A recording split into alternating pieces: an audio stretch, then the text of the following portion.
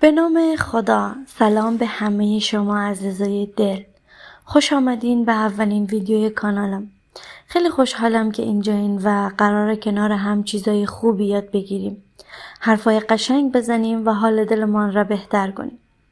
اینجا قراره درباره زندگی، احترام، مهربانی و کلی موضوع اجتماعی دیگه صحبت کنیم. پس اگه دوست دارین در این مسیر کنار هم باشیم، حتما حمایتم کنین. ویدیو را لایک کنین و نظراتتان را بنویسید. ما افغان ها شاید از قوم های مختلف باشیم. شاید لهجه هامان فرق کنه. شاید رسم و رسوماتمان کمی متفاوت باشه. ولی یک چیزی همیشه ما رو کنار هم نگه داشته و او برادری و همدلی است. ما وقتی کنار هم باشیم قوی تر از هر مشکلی هستیم. وقتی دست همو بگیریم هیچ طوفانی نمیتونه ما را از جا بکنه. دشمنای ما همیشه خواستن بین ما تفرقه بندازن. خواستن که به جای دوست بودن غریبه باشیم. ولی ما همیشه یک چیزی را یادمان نگه داشتیم و اویی است که ما یکی هستیم. موضوع امروز ما درباره احترام هست. احترام یک چیز ساده ولی خیلی مهم. شاید فکر کنیم فقط یک کلمه است، اما در زندگی کلید همه چیز همینه. ما افغان ها همیشه به بزرگترامون احترام گذاشتیم. به پدر، به مادر، به استاد، حتی به مهمان.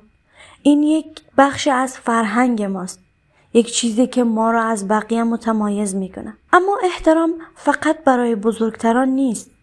احترام یعنی درک کردن، یعنی گوش دادن، یعنی قضاوت نکردن. یعنی وقتی با یک نفر حرف میزنیم واقعا بفهمیم چی میگه، بدون اینکه وسط حرفش بپریم یا مسخرش کنیم.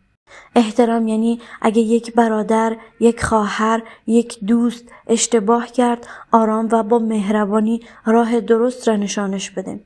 نه این که با تندی و خشونت دلش بشکنیم. یادمان باشه کسی که احترام میذاره احترام میبینه. دنیای ما وقتی قشنگتر میشه که یاد بگیریم به همدیگه احترام بذاریم، حتی وقتی با هم تفاوت داریم. پس بیایید از همدیگه حمایت کنیم، به هم احترام بذاریم و یادمان نره که هیچ چیزی در دنیا قشنگتر از یک دل پاک و یک دوست واقعی نیست. ممنونم که تا آخر ویدیو با من همراه بودین. تا ویدیوهای دیگر، خدا یار و نگهدار شما.